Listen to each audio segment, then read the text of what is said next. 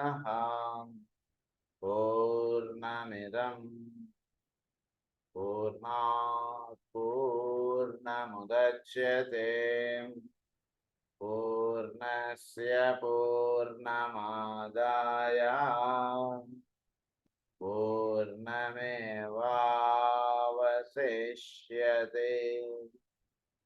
ॐ शान्ति शान्ति शान्तिः।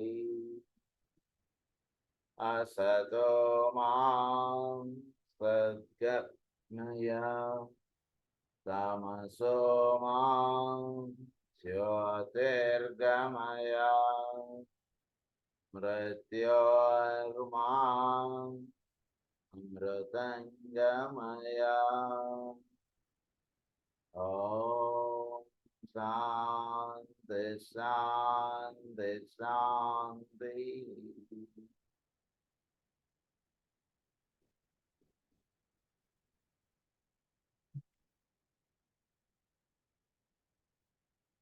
మనం the laws inducing soul control పాఠం మనం చదువుకుంటూ ఉన్నాం.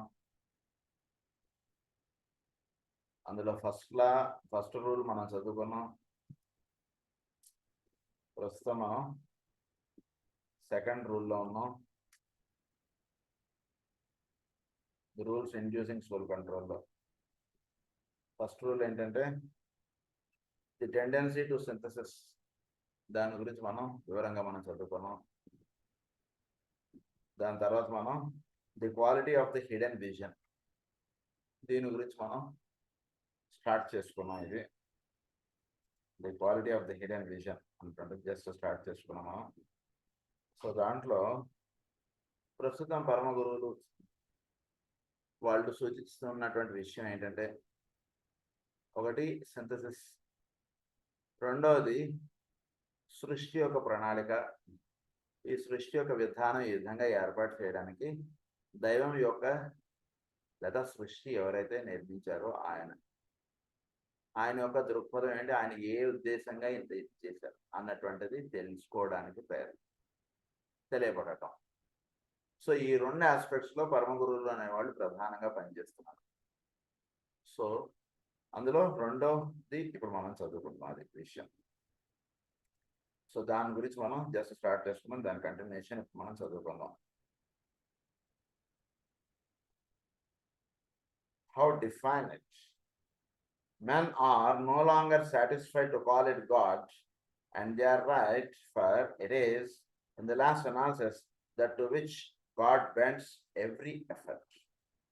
At the quality and the nature of the vision, which is God's own vision, dream and thought, have held his purpose steady throughout the eons and have motivated his creative process. So, his Srishtiలో his purpose steady throughout the eons and have motivated his creative process.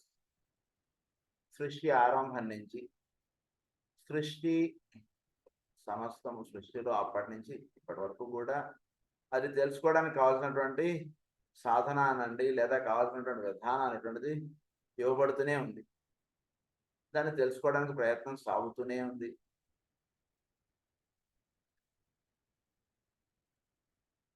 His creative process, great sons of God have come and gone and challenged us to follow the light, to seek the vision of reality, to open our eyes and see truth as it is.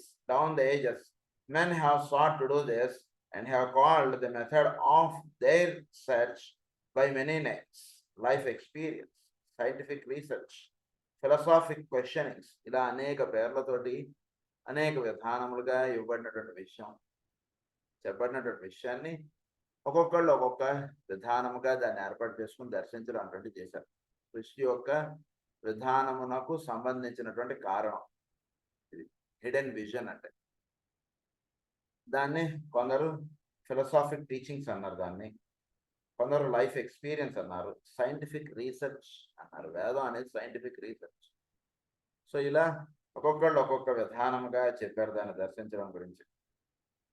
Scientific research, philosophic questionings, history, adventure, religion, mysticism, occultism, and many other terms applied to the adventurous excretions of the human mind in search of knowledge and of reality of God.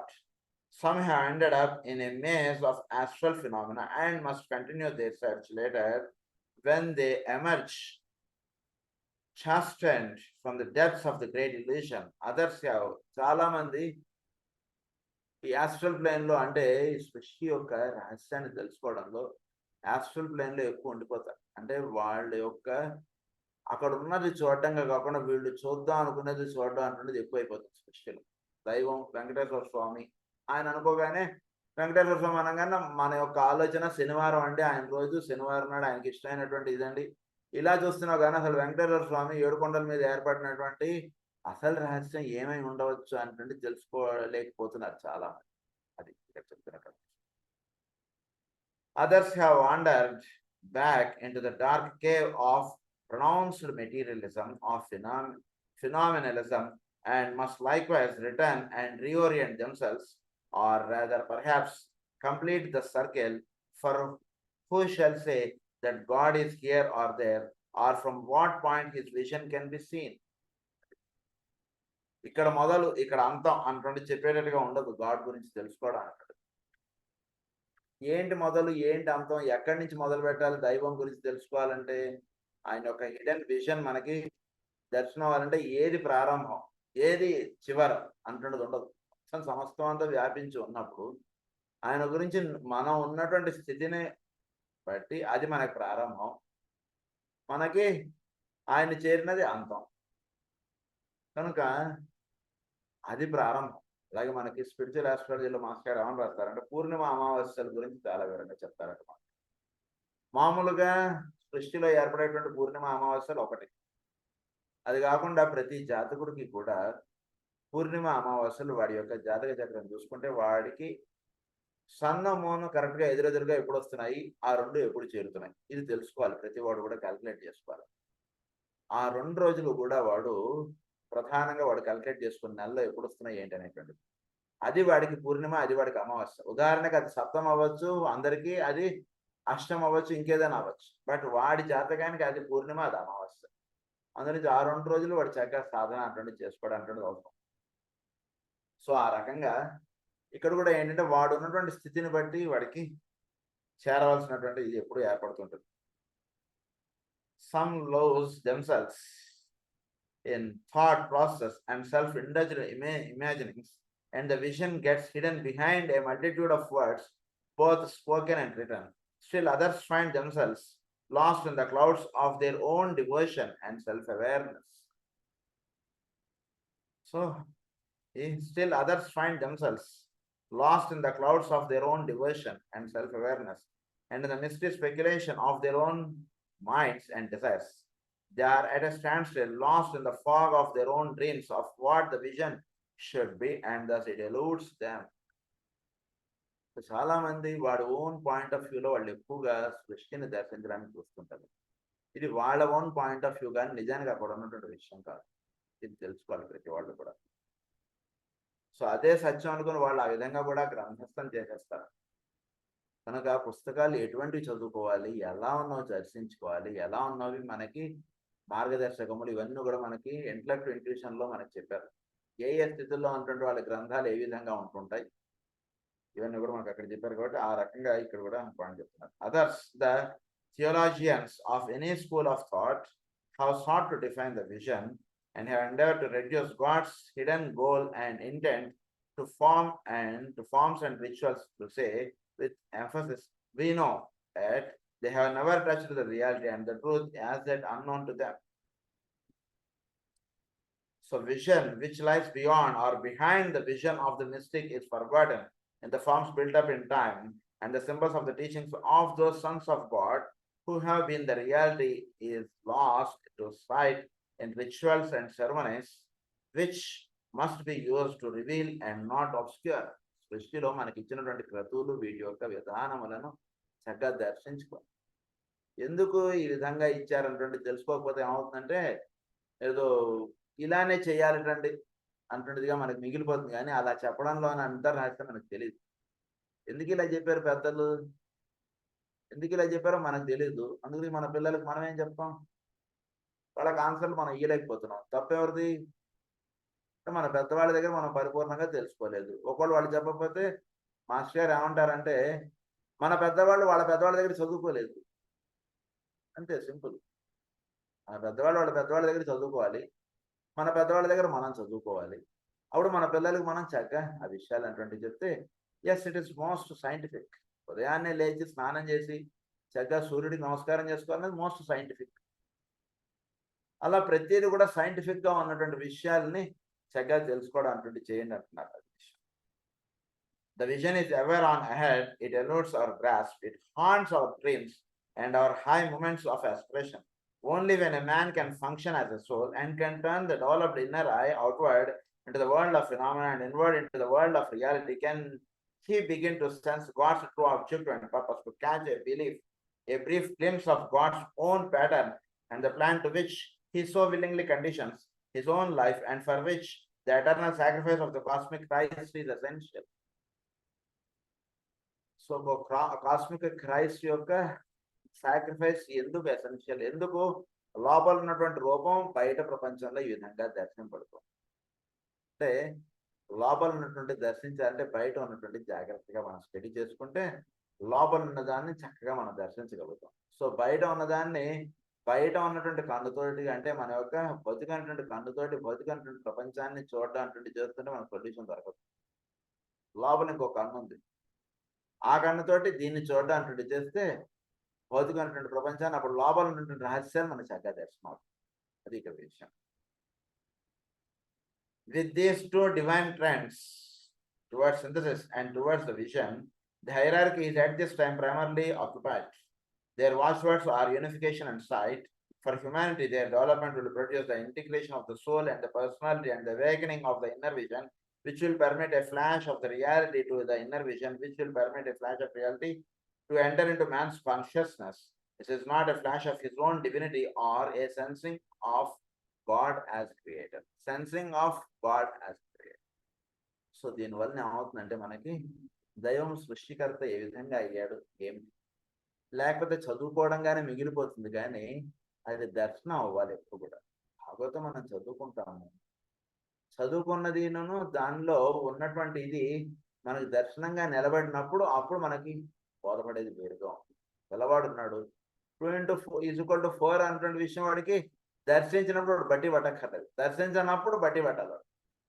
2 × 2 = 4 అని బట్టి పడుతూనే ఉంటాడు. అది కరెక్ట్గా వాడికి దాని యొక్క logic వాడికి ఎక్స్ప్లెయిన్ అయినప్పుడు వాడు చక్కగా అలా గుర్తుండిపోతుంది. అలా ఇక్కడ కూడా.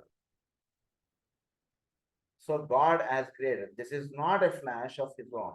It is a flash of the divinity inherent in the whole, as it works out a vaster scheme of evolutionary process than any hitherto grasped or sensed by the keenest minds on earth. It is a flash of the divinity inherent in the whole. Flash of divinity. Scripture flash of divinity inherent in the whole. సృష్టిలో అటువంటి రహస్యం అటువంటిది ఒక flash.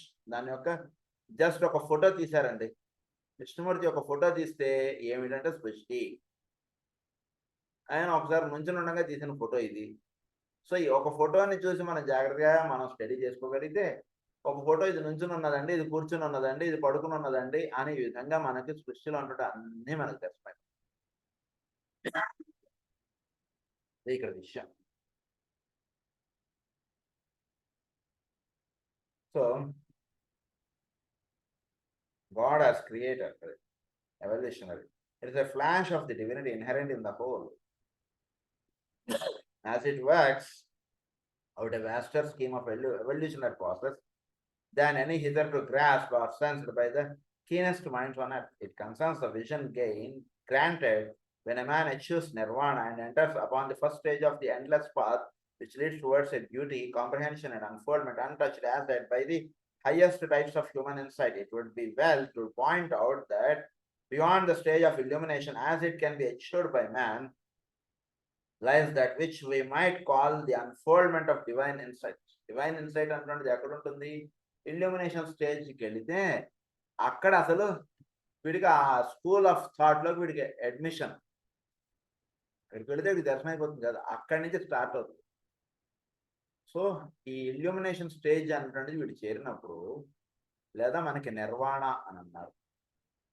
So ఈ నిర్వాణ స్థితి దానికన్నా కింద lower 4, 5th is Nirvana, 5th, 6th, 7th నిర్వాణ, పరనిర్వాణ, మహాపరనిర్వాణ అన్నారు వాటిని.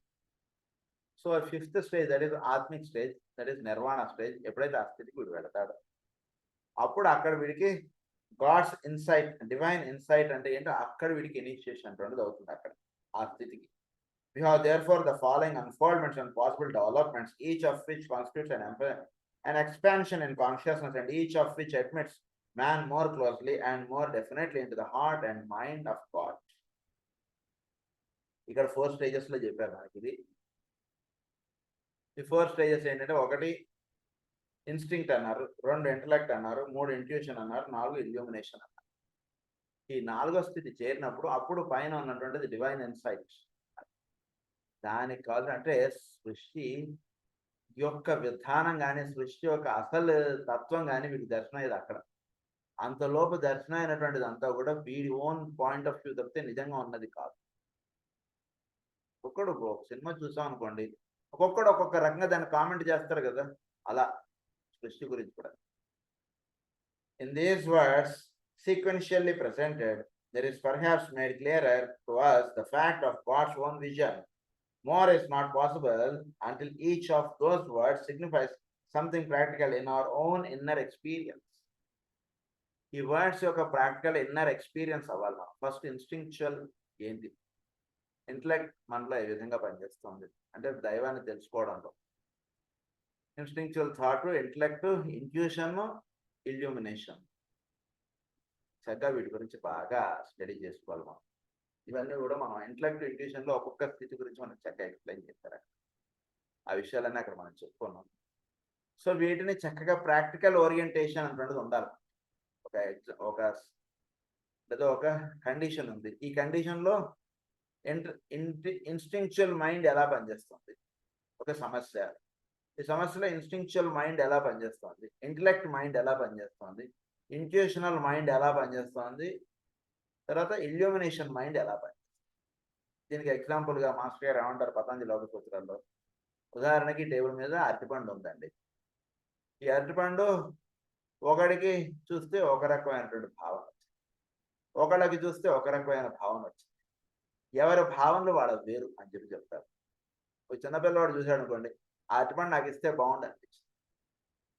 ఇంకొక ఆయన చూశాడు అనుకోండి, ఈరోజు ఆయన అరటిపండు తెచ్చారు, మనం తీసుకొస్తే బాగుండేది, రేపు మనం తెద్దాం అన్నటువంటి భావన ఆయనకు కలిగింది. ఇంకొకళ్ళు బొమ్మ వేసేవాళ్ళు తెచ్చారు, వాళ్ళకి అనిపిస్తుంది ఈ అరటిపండులో ఈ కలర్ కాంబినేషన్ ఎలా ఏర్పడింది, ఇది ఈ విధంగా ఏర్పడాలంటే ఏ ఏ రంగులు కలిపి వేస్తే ఈ కరెక్ట్గా ఈ కలర్ వస్తుంది మనకి, ఇలా చూస్తారు వాడు. ఇంకొకటి చూశాడు అనుకోండి, అందరూ ప్రేయర్ కళ్ళు మూసుకున్నప్పుడు ఈ అరటిపండు తీసుకుని మనం వెళ్ళిపోతే ఎలా ఉంటుంది అంటే ఏంటి ఇక్కడ విషయం మాస్టర్ గారు అక్కడ ఎక్స్ప్లెయిన్ చేసిందంటే ఒక్కొక్కళ్ళ యొక్క ఇది ఒక్కొక్కరు. సో ఉన్నటువంటి దానికి దైవం గురించి తెలుసుకోవడంలో ఇన్స్టింక్చువల్ మైండ్ ఒక రకంగా పనిచేస్తుంది, ఇంటలెక్ట్ మైండ్ ఒక రకంగా అర్థం చేయిస్తుంది భాగవతాన్ని, ఇంట్యూషనల్ మైండ్ ఇంకో రకంగా అర్థం చేయిస్తుంది, ఇల్యూమినేషన్ మైండ్ ఇంకా రకంగా. సో దాన్ని ప్రాక్టికల్గా మనం దాన్ని దర్శించుకుంటూ వెళ్ళండి అని చెప్తున్నారు అక్కడ. This quality of the inner vision with which the hierarchy are seeking to work and to develop in the souls of man, if would be of yours in the last to ponder on this last phrase, as it presents an aspect of hierarchical endeavor not hitherto considered in occult books, is an expression of the principle of continuance, which finds its distorted reflection in the world so often used by the disciples, endurance. This principle of continuance constitutes the capacity of God to permit and to remain. అని దాన్నే ఏమన్నారు, అభ్యాసము అన్నారు. ఈ స్థితి మనకు చక్కగా సిద్ధింపడాలంటే అభ్యాసం బాగా చేయాలి. అభ్యాసము అంటే ఏంటి మాస్టర్ గారు చెప్పింది, రిపిటేషన్ నాట్ ప్రాక్టీస్. ప్రాక్టీస్ కాదు, రిపిటేషన్. ఈరోజు మనం ఏదైతే చేస్తున్నామో మళ్ళా 10 సంవత్సరాల తర్వాత కూడా ఆ పని మనం చేయగలగాలి. అదే మాస్టర్ గారు మనం చెప్పినటువంటి. సో ఇక్కడ దాన్ని ఏమన్నారు, ఇక్కడ అదే పాయింట్ని, సో ఇది మనకి ఇవన్నీ కూడా జరగాలంటే ప్రిన్సిపల్ ఆఫ్ కంటిన్యూయన్స్ అన్నదా constitutes the capacity of God to persist and to remain అన్నారు. It's an attribute of the cosmic ray of love, as are all the principles which we are now considering in connection with these souls are factors, these friends of divinity and these tendencies of the divine life. Let us not forget that all the 7 rays are sub-rays of the cosmic ray of love. దేవుడు బాగా గుర్తుపెట్టుకోండి అని చెప్పారండి. So మనకి 7 race soul లెవెల్లో ఎలా అయితే ఉన్నాయో కాస్మిక్ లెవెల్లో 7 రేస్ ఉన్నాయి. ఈ 7 రేస్ సోల్ లెవెల్లో ఏర్పడినవన్నీ కూడా కాస్మిక్ రే ఆఫ్ లవ్ నుంచి వచ్చినటువంటి 7 రేస్. పరమాత్మ యొక్క ప్రేమ అన్నటువంటి తత్వం నుంచి ఏర్పడినటువంటి 7 కిరణముల యొక్క ప్రజ్ఞలు జీవులు. ఇలా మనం గుర్తుపెట్టుకోవాలి. రే ఆఫ్ లవ్, అది cosmic ray of love. We shall therefore see why these principles are determining soul activities and can only come into play when the kingdom of God or of souls begin to materialize on earth. ఇవన్నీ కూడా ఎప్పుడు యాక్టివిటీలోకి వస్తాయంటే ఇవి చెప్పుకుంటున్నటువంటి విషయాలు ఇదంతా కూడా soul లెవెల్లో జరిగేటువంటి విషయాలు, కానీ భౌతికమైనటువంటి ఈ ప్రపంచంలో జరిగేటువంటి కాదు. సోల్ లెవెల్లో ఉండి చదువుకోవాల్సినటువంటి విషయాలు ఇవన్నీ కూడా. అందు నుంచి భవిష్యత్తుకు సంబంధించినటువంటి విషయాలు అంటే నేను చెప్పేది ఈ రోజుకి సంబంధించినటువంటి విషయాలు కాదు. ఉదాహరణకి మనం ఇప్పుడు చదువుకుంటున్నాం, కానీ మేబీ మనకి ఈ జన్మలోనో లేదా ఇంకో 4 జన్మల తర్వాత మనకు ఉపయోగపడేటువంటి విషయాలు ఇవన్నీ కూడా. చదువుకుంటున్నది మాత్రాన ఇప్పటికిప్పుడే అంటుండేది లేదు, కానీ ఏదో ఒక రోజు అది ఉపదేశం అవ్వాలి కదా మనకి. అది ఈరోజు ఉపదేశం అంటుండేది అవుతున్నటువంటి విషయం ఏంటి, భవిష్యత్తులో దీనికి చాలా ఉంటుంది. అసలు విషయాలు అన్నీ అప్పుడు. అదనమాట ఇక్కడ మనం చెప్తున్నటువంటి విషయాలు. So souls begin to materialize on earth. This principle of continuance is based upon the clearer vision of deity and upon the consequent continuity of God's plan and purpose, which results when the object is clearly seen by him and developed in plain and formulated outline. It is the macrocosmic correspondence to the continuance and the continuity found in man when, after a night of sleep and of unconsciousness, he proceeds with his daily avocation and consciously resumes his planned activities. So సృష్టిలో మ్యాక్రోకాస్మిక్ గా ఈ విధానం అంటున్నది భవిష్యత్తులో రాబోతుంది. అది ఏ విధంగా వస్తుంది అంటే మానవుడి యొక్క జీవితాన్ని చూసుకుంటే ఈ రోజున వాడు కొన్ని పనులు అనేటువంటి చూసుకొని వాడు నిద్రిస్తున్నాడు, మళ్ళా మర్నాడు లేచి ఆ పనులు ఎక్కడైతే ఆపాడో ఆ పనులు మళ్ళా కొనసాగించుకుంటూ వెళ్తున్నాడు, మళ్ళా రాత్రి మళ్ళా పడుకుంటున్నాడు. ఈ విధంగా వాటిలో ఒక కంటిన్యూన్స్ అంటున్నది ఉంటుంది. నిన్నటికి ఇవాళకి రేపటికి ఒక కంటిన్యూన్స్ అంటున్నది ఉంటుంది కదా మనం చేసేటువంటి పనులలో. అది ఏ విధంగా అయితే ఉంటుందో సృష్టిలో కూడా ఆ విధమైనటువంటి కంటిన్యూయన్స్ అంటుండదు. ఇది మనం జాగ్రత్తగా అవగాహన చేసుకుంటే జీవుడి యొక్క ప్రజ్ఞకి సంబంధించినటువంటి శిక్షణ అంటున్నది సృష్టిలో ఒక అంతర్రహస్యంగా అది ఇవ్వబడుతూ వెళుతుంటుంది. దాని విధానంగానే వాడి యొక్క పర్సనాలిటీ అంటున్నది డిపెండ్ అవుతుంటుంది. నిత్య జీవితంలో వాడికి ఏర్పడేటువంటి సమస్యలు కానీ కష్టాలు కానీ వాడికి వచ్చేటువంటి పాఠాలు కానీ ఇవన్నీ కూడా సోల్ లెవెల్లో అందేటువంటి విషయాలు. వాడికి అది భౌతికమైనటువంటి లోకంలో వాడికి ఇది ఏమిటో నాయన ఈ కష్టానో లేదా ఏదైనా ఇదిగా అనిపించవచ్చు, కానీ సోల్ లెవెల్లో జరిగేటువంటి సాధనకి భౌతికమైనటువంటి లోకాల్లో వీడికి అది ఒకసారి కష్టంగా ఉండొచ్చు, ఒకసారి సుఖంగా ఉండొచ్చు. That doesn't matter. అది విషయం ఇక్కడ. From the hints above, it will be seen how the work of the hierarchy in connection with mankind falls into 2 parts: the work with individual human beings in order to awaken them to soul consciousness, and then to work with them as souls so that ఇక్కడ ఏంటంటే ప్రధానంగా పరమ గురువుల యొక్క కార్యక్రమాన్ని 2గా divide చేశారు. అంటే మనకి ప్రతి చోట కూడా పరమ గురువుల యొక్క విధానం అన్నది వస్తూ ఉంటుంది. ఒక్కొక్క స్టెప్లో వాళ్ళు చేసేటువంటి విధానాలు వేరువేరుగా ఉంటాయి. ఒక్కొక్క బుక్లో ఒక్కొక్క రకంగా వాళ్ళ యొక్క కార్యక్రమాన్ని మనకు పరిచయం చేస్తున్నారు. జాగ్రత్తగా మనం దృష్టి పెట్టుకుంటే ఇక్కడ ఇప్పుడు చెప్తున్నటువంటి విషయం ఏంటంటే ఒక ఇండివిజువల్ గా ఉన్నటువంటి వాడిని సోల్ కి లింకప్ చేయడం అంటే ఒక కార్యక్రమం వాడు. దానికి సంబంధించినటువంటి పుస్తకాలు, దానికి సంబంధించిన సిలబస్ అదంతా ఒక రకంగా నడుస్తుంటుంది వాళ్ళు ఇచ్చినటువంటి బుక్స్. సెకండ్ ఇది ఏమిటి అంటే కనుక సోల్ లెవెల్ గా ఉంటుంది వాడికి ది హిడెన్ విజన్ ఇది అందించడం అటువంటి కార్యక్రమం వేరుగా. దానికి చేరవలసింది ఏంటంటే గ్రూప్ సోల్. గ్రూప్ గా వీడిని గ్రూప్ తోటి వీడిని లింకప్ చేయడం, గ్రూప్ గా వీడు సాధన చేసుకోవడం అటువంటి దానికి వీడిని లింకప్ చేయడం అటువంటిది ఎక్కువగా ఉంటుంది. అది second part of work. So ప్రస్తుతం ఇప్పుడు ఆ పార్ట్ ఆఫ్ వర్క్ గురించి మనకి ఎక్కువగా టీచింగ్స్ అటువంటివి నడుస్తున్నాయి ప్రస్తుతం. So the non-urban react to the principle of continuous. A hint is here given to the true and future purpose of group meditation. So future purpose. So group meditation అంటే ఎందుకు చెప్పారు మనకి? గ్రూప్గా మనం చదువుకోవడం కానీ, గ్రూప్గా మనం ఒక చోట చేరడం కానీ, ఇది ఎందుకంటే కనుక సోల్ లెవెల్కి సంబంధించినటువంటి టీచింగ్స్ అన్ని కూడా ఒకడు కూర్చొని చదువుకుంటాం అంటే ఎసాట్రిక్ సైకాలజీ వాడికి బోధపడేది కాదు, వాడికి అందేది కాదు. ఓ 30 మందో ఎంతమందో కూర్చొని చదువుకుంటే దానిలో అంటున్నది కొంచెమైనా వీడికి అందే అవకాశాలు.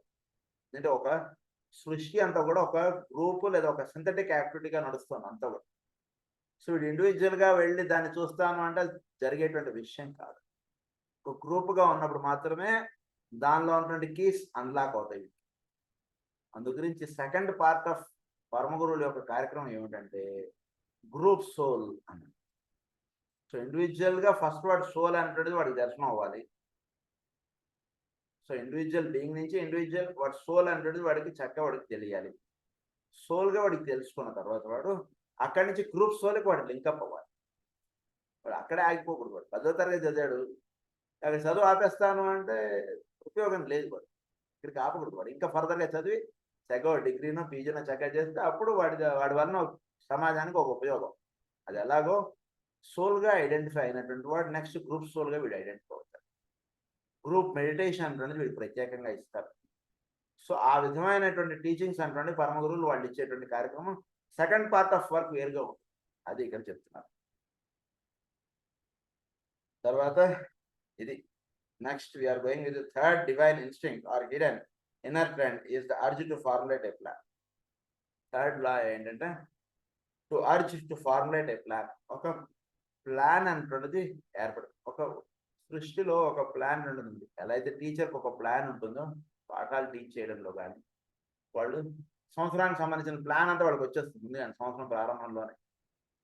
అలా సృష్టిలో కూడా ఒక ప్లాన్ అనేటువంటిది ఉంది. Now we are going with the third rule, that is the urge to formulate a plan. అది చెప్తున్నారు. Third divine instinct. It will be apparent that this urge grows out of or is dependent upon the previous two trends. Consider it finds its microcosmic reflection in the many plans and projects of finite man, so he lives his little life or runs. అది మనం ఇందాక చెప్పుకుంటాం. So ఇదంతా కూడా జగత్ ప్రణాళికలో వాడి life అంటున్నది ఒక భాగం. ఒక పెద్ద ప్రాజెక్ట్ నిర్మాణం చేస్తున్నారంటే అందులో వీడిది ఒక జాబ్. సో వీడు ఆ ప్రాజెక్ట్లో వీడి వర్క్ ఇది, ఆ వర్క్ వాడు ఫినిష్ చేయడం, ఆ వర్క్ వాడు చేయడం అంటున్నది వీడికి ఇవ్వబడినటువంటి ప్లాన్. సో ఉన్నటువంటి ఆ ప్రాజెక్ట్ ప్లాన్లో వీడి పార్ట్ ఫినిష్ చేయడానికి ఒక ప్లాన్ అనేది డిజైన్ చేస్తారు. ఏమంటే మీరు ఈ పార్ట్ ఈ వర్క్ చేయడంలో ఇలా మీరు ప్లాన్ చేసుకోండి, ఇలా ఇంత టైం ఇస్తున్నాం, ఈ టైం లోపల మీరు ఇలా చేసుకురండి. అది ఎలాగో మానవుడి యొక్క జీవితం అనేది కూడా ఆ ప్లాన్లో ఒక భాగం. సృష్టి యొక్క ప్రణాళికలో వీడి ప్లాన్ అనేది ఒక భాగం. ఎందుకంటే వీడు ఓన్ ఇండివిజువల్ ప్లాన్, నేను ఒక ఇల్లు కట్టుకోవాలండి, నేను ఒక కుటుంబాన్ని మెయింటైన్ చేయాలండి, నేను రిటైర్ అయ్యాక నాకు ఇదేదో చూసుకోవాలండి. No, this is all your personality. ఇది కాదు ప్లాన్ అన్నట్టు. ఇక్కడ చెప్తున్నటువంటి ప్లాన్ ఏమిటంటే సృష్టి ప్రణాళిక ఒకటి నడుస్తుంది. దాని యొక్క దీంట్లో వీడి చేయవలసినటువంటి కార్యక్రమం ఒకటి ఉంది. వీడు అందులో ఒక కార్యకర్త. సృష్టి యొక్క విధానం, సృష్టి యొక్క నిర్మాణంలో ఈ టెంపుల్ ఆఫ్ సాలమన్ అంటున్నది నిర్మించడంలో వీడొక లేబర్. దానికి సంబంధించినటువంటి పని వీడికి చేస్తూ ఉండడం అంటే వీడికి ఇచ్చారు. ఆ పని ఎప్పుడు వీడు ఫినిష్ అయిపోవడం అంటే వీడికి ఇచ్చినటువంటి కార్యక్రమం. అది ఇక్కడ ప్లాన్ అంటే అర్థం. Two trends. It finds its microcosmic reflection in the many plans and projects. All this basic developing divine instincts and expressions of God's consciousness and awareness finds their embryonic reflection in our modern humanity. It is no part of my purpose to indicate my understanding. So సృష్టి యొక్క విధానం understand చేసుకోండి, దాన్ని బట్టి మీరు చేయవలసినటువంటి కార్యక్రమం మీకు దర్శనం అవుతుంది అని అంటున్నారు. నాకే కొద్దిగా అందనట్టుగా అందింది, అది మీకు నేను చెప్పను ఏమంటున్నారు ఆయన. All these basic developing divine instincts and expressions of God's consciousness and awareness find their embryonic reflection in our modern humanity. Modern humanity అంటే సృష్టి అంతా కూడా ఆ విధంగా ఆ రకంగా ఉన్నటువంటి విషయం అంతా కూడా వీటిలో నిక్షిప్తంగా ఉంది సృష్టిలో. సో దీన్ని దర్శించడానికి ప్రయత్నం చేయండి. It is no part of my purpose to indicate my understanding of God's plan. Principal గారు ప్లాన్ అంటున్నది ఒకటి ఇచ్చారండి. నేను సైన్స్ టీచర్ని. సైన్స్ టీచర్కి సిలబస్ ఎక్కువ ఉండొచ్చు. నువ్వేదో సపోజ్ మీరు ఏదో తెలుగు టీచర్ గారు, ఇంగ్లీష్ టీచర్ గారు, ఏదో లాంగ్వేజ్ టీచ్ చేశారు. మీకు సిలబస్ తక్కువగా ఉండొచ్చు. మీ ప్లాన్ ఆఫ్ వర్క్ వేరు, నా ప్లాన్ ఆఫ్ వర్క్ వేరు. నాకు ఒక చాప్టర్ 4 రోజులు చెప్పారు. మీకు ఒక లెసన్ ఒకరోజు చెప్పచ్చు. అందు గురించి ఇట్స్ నాట్ మై పార్ట్. నేను దర్శించింది మీకు చెప్పడం అంటున్నది నా పని కాదండి అంటున్నారా. మీరు కూడా దర్శించడానికి ప్రయత్నం చేయండి. My capacity. It is no part of my purpose to indicate my understanding of God's plan. This is limited naturally by my capacity. Only dimly do I sense it, and only occasionally and faintly does the outline of God's stupendous objective dawn on my mind. నా బుర్రకి అంటున్నారా ఏదో కొద్దిగా అట్లా దర్శనం అయినట్లా అంటే ఆయనే అలా అంటే ఇక మన సంగతి ఎక్కడ చెప్పాలి. కాకపోతే ఏంటంటే ఆయన ఇక్కడ ఒక రకంగా మనం చేయవలసినటువంటి సాధన ఎంతో ఉంది అనేటువంటి చెప్పడం. సో డివినిటీ యొక్క ప్లాన్ అంటున్నది నాకు కొద్దిగా నాకు అంటే మొత్తం కోటాను కోట్ల సంవత్సరాలకు సంబంధించిన ప్లాన్లో నాకు అందినటువంటి ప్లాన్ చాలా కొద్దిగా. This plan can only be sensed, vision, and known in truth by the hierarchy, and then only in group formation, and by those masters who can function in full monadic consciousness. They alone are beginning to comprehend what it is. Suffice it for the rest of those in the hierarchy, the initiates and disciples, in their ordered ranks and various gradings, to cooperate with that immediate aspect of the plan which they can grasp and which comes down to them through the inspired minds of their directors at certain stated times and in certain specific years. సృష్టి యొక్క రహస్యం అంటున్నది హైరార్కీకి చక్కగా దర్శనం అవుతుంది. అంటే హైరార్కీకి ఎందుకు దర్శనం అవుతుంది అంటే వాళ్ళు ఒక గ్రూప్గా వాళ్ళు పనిచేస్తారు. గ్రూప్గా పనిచేసేటువంటి వాళ్ళకి ఎప్పుడు కూడా వాళ్ళకి అందేటువంటి రహస్యం వేరుగా ఉంటుంది. ఎటువంటి వాళ్ళతోటైనా సరే కలిసి పని చేయడం అంటున్నది రావాలి. లోవర్ లెవెల్లో చెప్పుకున్నప్పుడు, హయ్యర్ లెవెల్లో చెప్పుకున్నప్పుడు గ్రూప్ సోల్ అంటున్నది ఒకటి పనిచేస్తుంది. దానితో వీడు ఐడెంటిఫై అవ్వాలి. ఆ గ్రూప్ సోల్ తోటి వీడు ఐడెంటిఫై అయినప్పుడు అంటే ఒక పెద్ద మ్యాగ్నెట్ తోటి చిన్న మ్యాగ్నెట్కి మ్యాగ్నెటిక్ లైన్స్ ఆఫ్ ఇన్ఫ్లుయెన్స్లో ఈ చిన్న మ్యాగ్నెట్ ఉందనుకోండి, అప్పుడు దీన్ని చిన్న మ్యాగ్నెట్ యొక్క పరిధి చాలా పెద్దదిగా ఉంది. అప్పుడు వీడికి సృష్టి యొక్క ప్లాన్ అంటున్నది ది డివైన్ ప్లాన్ అంటున్నది వీడికి దర్శనం అవుతుంది, ఒక మాటలో చెప్పుకోవాలంటే. సో ఆ విధంగా ఇనిషియేట్స్కి లోవర్ లెవెల్లో డిసైపుల్స్కి వీళ్ళకి కూడా ఆ ప్లాన్ ఉంటుంది. వీళ్ళ గురువులు వాళ్ళకి అందించడం అంటుంది జరుగుతుంటుంది. ఆ దర్శనం అవడం అంటుంది జరుగుతుంటుంది. ఇది ప్రతి 9 ఏళ్లకి ఒకసారి జరుగుతుందండి. 1933లో ఇది జరిగింది. ఆ డివైన్ ప్లాన్ అనేది కొద్దిగా డీకోడ్ అయింది ఆ ఇయర్లో. అదేవిధంగా 1942లో మళ్ళీ ఒకసారి డీకోడ్ అయింది అని చెప్తున్నారు. For the next 9 year cycle. They then, in perfect freedom and with full mutual cooperation, lay their plans to bring about the desired objectives of the heads of the hierarchy, as they in their turn cooperate with still higher forces and knowers. వాళ్ళకన్నా పెద్దవాళ్ళు ఉన్నారు.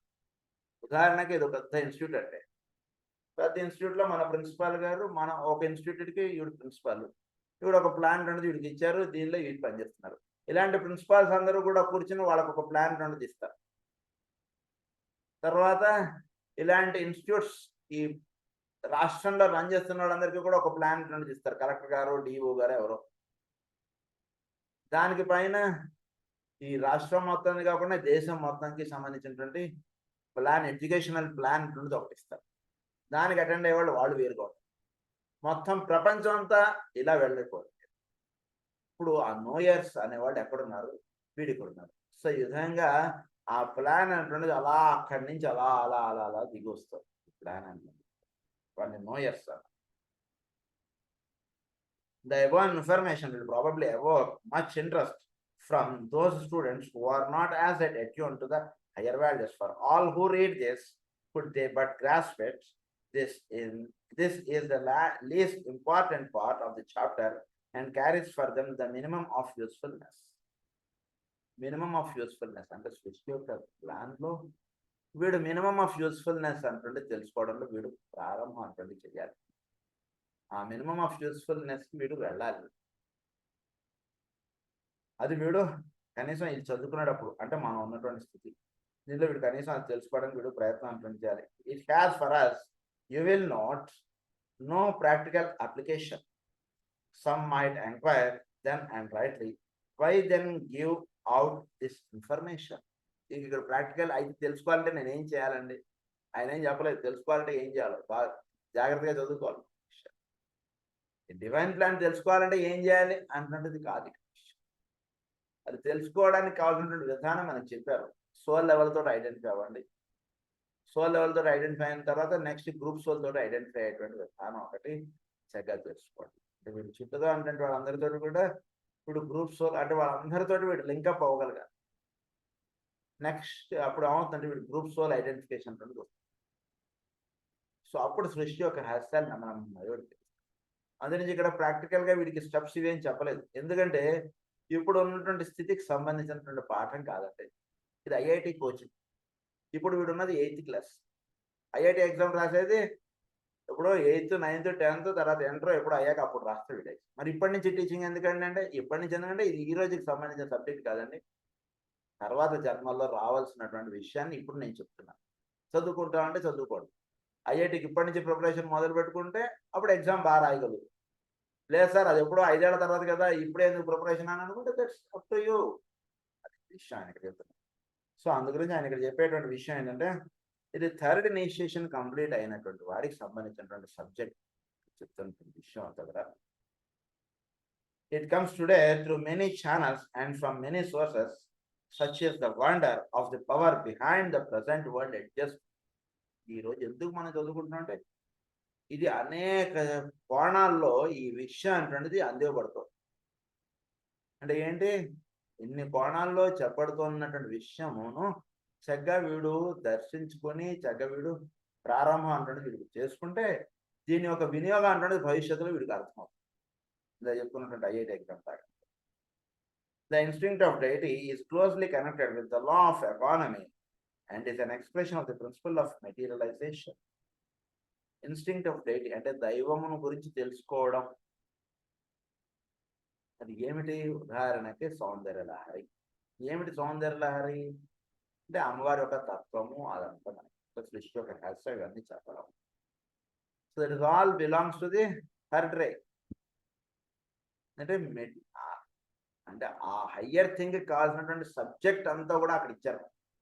దాని ఏమన్నారంటే law of economy, principle of materialization for man.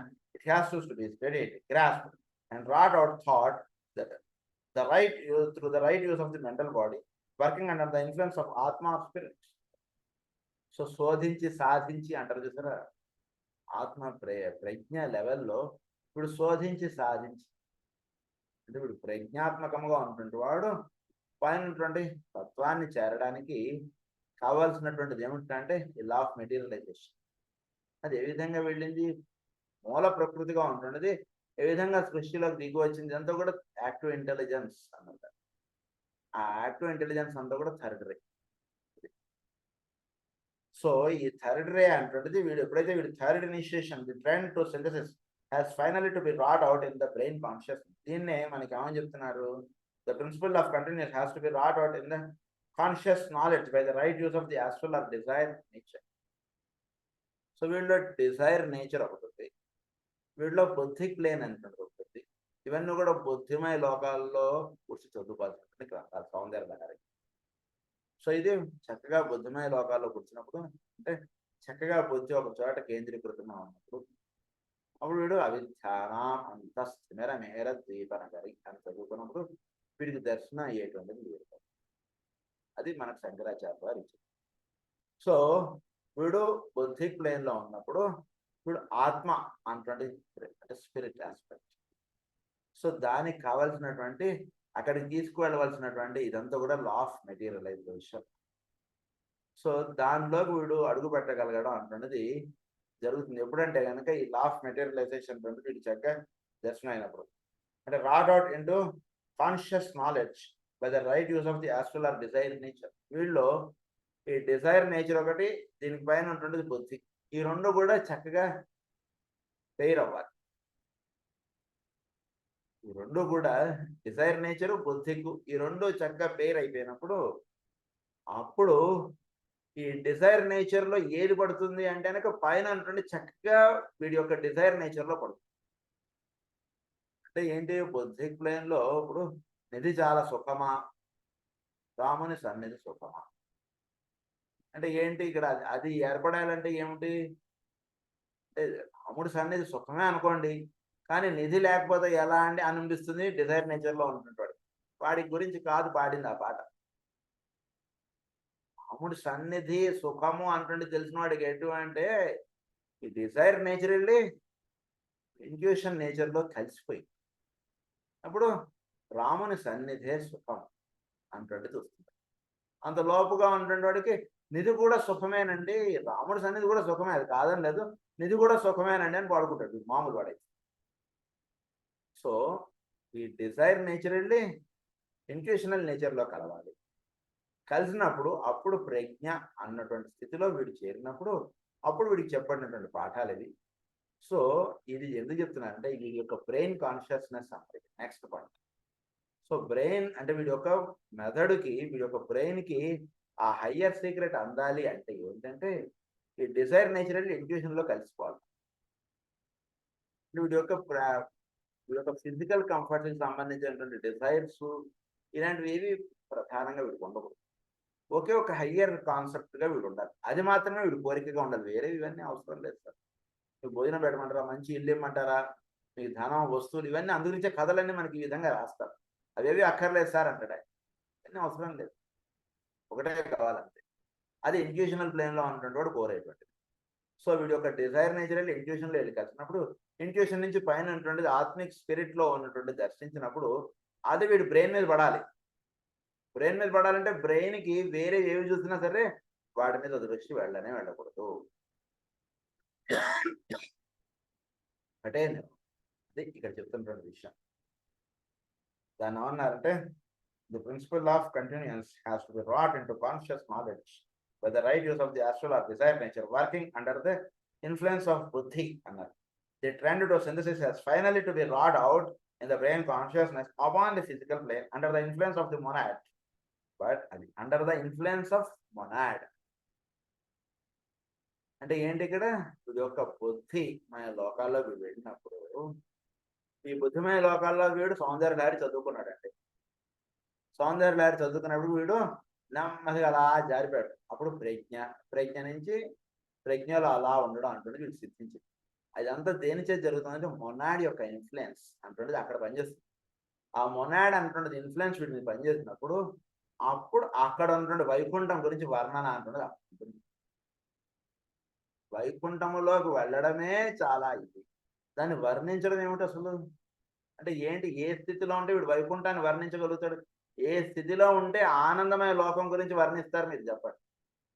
అంటే ఆనందమయ లోకం గురించి వర్ణించాటండి ఆయన అంటే ఏంటి, వీడు ఆత్మ ఆర్ స్పిరిట్ ఆస్పెక్ట్లోకి వెళ్ళి అక్కడ ఉన్నటువంటిది అదంతా కూడా మొనాడిక్ ఇన్ఫ్లుయెన్స్ వీడికి అందినప్పుడు అప్పుడు అక్కడ ఆనందమయ లోకం గురించి వాడు వర్ణించి ఒక పుస్తకం రాస్తాడు. అది సౌందర్య లహరి, అది సౌందర్యం. ఇందాక బ్యూటీ అన్నటువంటి పాయింట్ వచ్చింది చూసారా, అది సౌందర్యం.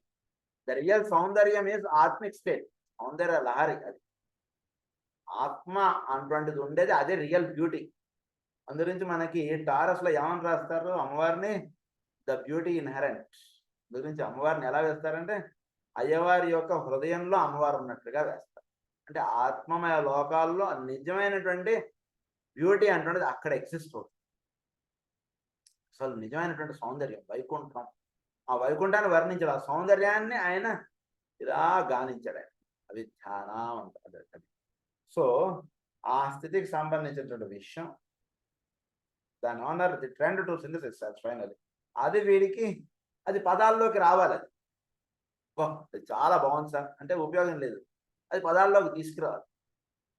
సో దానికి అడుగులు వేయాలి. వైకుంఠం అక్కడ ఎక్కడో ఉంది, తిరుమల అక్కడ ఎక్కడో ఉంది, కొండ కింద నుంచి పైకి అది మెట్లు రావాలి, పైనుంచి కిందకి, అప్పుడు కింద ఉన్నటువంటి మెట్లకి ఆయన చేరగలుగుతాడు. అలా సౌందర్య లహరి అది దర్శించినటువంటి మొనాడిక్ ఇన్ఫ్లుయెన్స్ లో ఉండి అది దర్శింపబడినటువంటి ఆయన దానికి కావాల్సినటువంటి మెట్లు వేసాడు ఆయన సౌందర్యలారు. దాని honour, but its real expression and man's true response to this urge only become possible after the third initiation. Third initiation అంటుంది. కొంచెం తర్వాత మీరు సౌందర్యలారు చదువుకోండి, మీకు దర్శనం అయ్యేది వేరు. అంతలోపు దర్శనం అయ్యేది వేరు.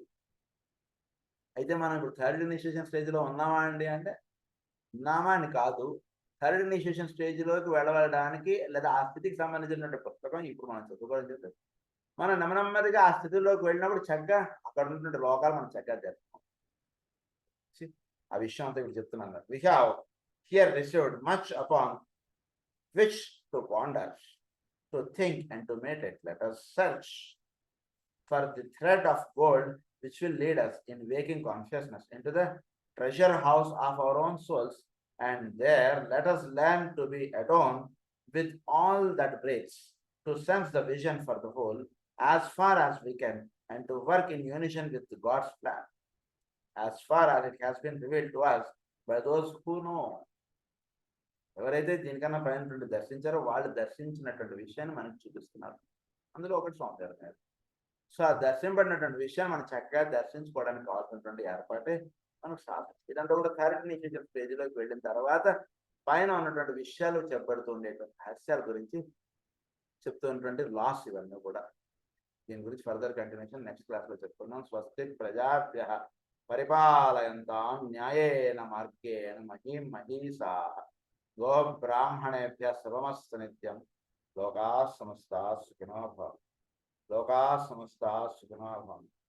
లోకాః సమస్తాః సుఖినో భవంతు. ఓం శాంతి.